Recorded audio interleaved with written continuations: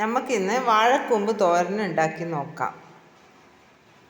ഇത് ഇവിടെ തന്നെ ഉണ്ടായ വാഴക്കൂമ്പാണ്. ആദ്യം വാഴക്കൂമ്പ് നന്നായിട്ട് ചെറുങ്ങനെ അരിഞ്ഞു വെച്ചിട്ടുണ്ട്.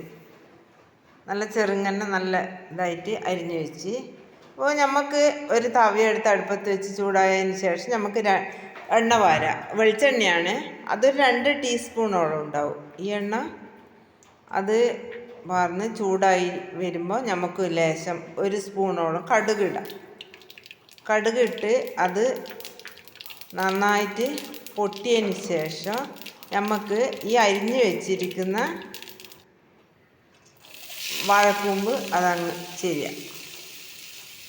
വാഴക്കൂമ്പ് ചെയ്യും.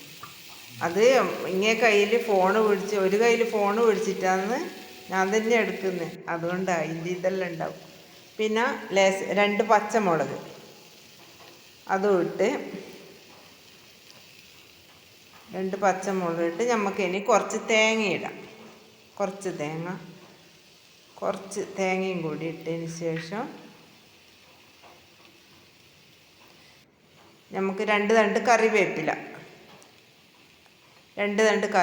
ഇട്ട് കുറച്ച് ഉപ്പ്, കുറച്ച് വെള്ളം ഒഴിച്ചതിന് ശേഷം നമുക്ക് ലേശം ഉപ്പിടാം. ലേശം ഉപ്പും ഇട്ട് നന്നായിട്ട് ഒന്ന് സെറ്റാക്കിയതിന് ശേഷം തീ നല്ല ലോ ഫ്ലെയിമിൽ തന്നെയാണ്. ലോ ഫ്ലെയിമിൽ നമ്മൾ ലേശാന്തരം വെള്ളം വെച്ചത് ലോ ഫ്ലെയിമിലിട്ട് നന്നായിട്ടൊന്ന് ഇളക്കിയിട്ട് സെറ്റ് ചെയ്ത് വെക്കാം. നമുക്ക് നന്നായിട്ടൊന്ന് ഇളക്കി ഒന്ന് സെറ്റ് ചെയ്ത് വെച്ച് നമുക്കത് ഒന്ന് ഇനി മൂടി വെച്ചിട്ട് ഒരു കുറച്ച് സമയം നമുക്ക് ഒരു 3-4 മിനിറ്റ് മൂടി വെച്ചിട്ട് നമുക്കൊന്ന് വേവിപ്പിക്കാം. തീ ലോ ഫ്ലെയിമിൽ തന്നെ കേട്ടോ. ലോ ഫ്ലെയിമിൽ വെച്ച് പിന്നെ മൂടി തുറന്ന് ഇടയ്ക്കൊന്ന് ഇളക്കി കൊടുക്കണം. എന്താ ഞാൻ ഒഴിച്ച വെള്ളമെല്ലാം വറ്റിയിട്ടുണ്ട്, എല്ലാം സെറ്റായിട്ട് വരുന്നുണ്ട്.